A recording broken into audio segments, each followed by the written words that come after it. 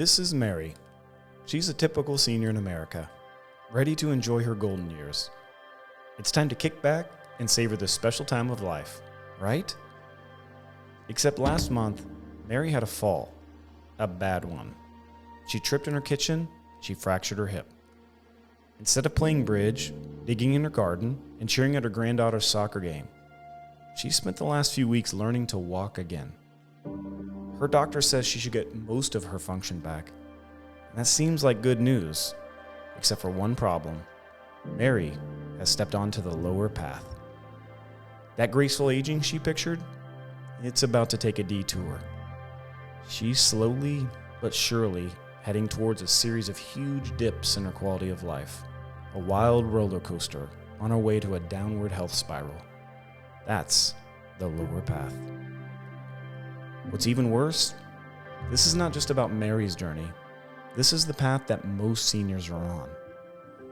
Let's take a look at a typical senior's quality of life as they age over time. Significant dips in quality of life are caused by unexpected, unwelcome health events.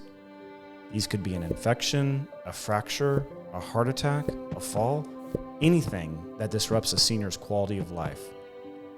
After each incident, most seniors never fully recover to their previous level of function.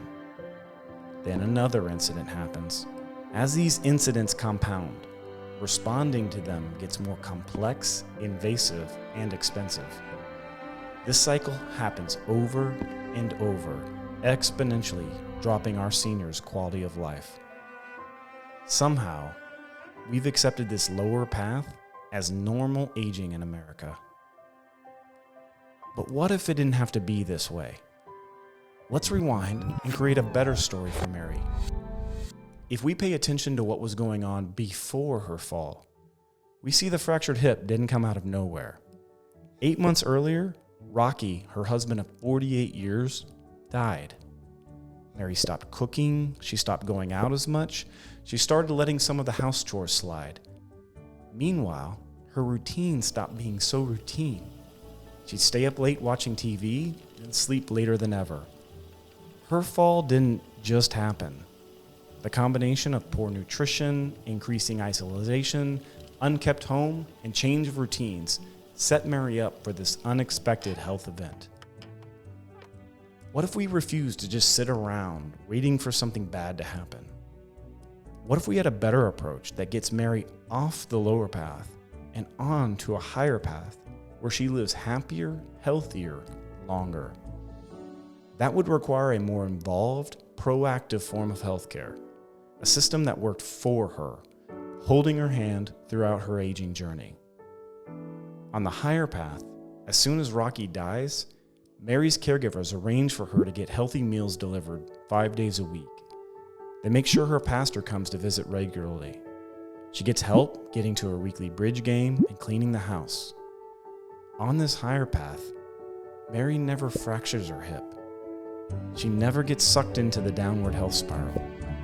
Even as she ages and her needs evolve, her caregivers never stop finding creative ways to intervene before major incidents happen. This is a better path for Mary and a better path for all of us. Every senior in America deserves this more proactive care. While aging will always be tough, there is a higher path available, and we're willing to do whatever it takes to find it for all the other Marys out there. Will you join us? What path will you choose?